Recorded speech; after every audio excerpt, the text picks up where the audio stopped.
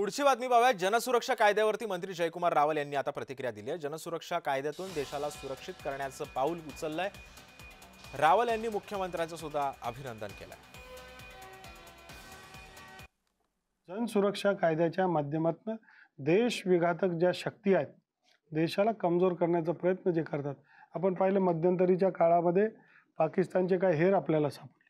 काही लोक बाहेरून वेगळं चित्र निर्माण करतात, परंतु आम्ही संविधानाला मानतच नाही, देशाला मानतच नाही, हम बोले सो कायदा असं जर काही लोक प्रचार सुद्धा करतात, काही सामान्य गोरगरीब लोकांचे मन सुद्धा त्या बाबतीत हे करण्याचा प्रयत्न करतात। नक्सल मुवमेंटला महाराष्ट्राला किती भोगावं लागलं। सामान्य आमचा गडचिरोली सारखा जिल्हा हा वंचित राहिला आणि मग याच्यामध्ये कुठल्याही व्यक्तींवर जो कायदा पाळणार आहे त्याला कुठलीही अडचण नाही, परंतु देशाच्या हिताविरुद्ध कोणी काम करत असेल तर त्यांना मात्र हा कायदा योग्य तो न्याय देण्यासाठी आहेच आणि त्यांना कडक कारवाई झालीच पाहिजे।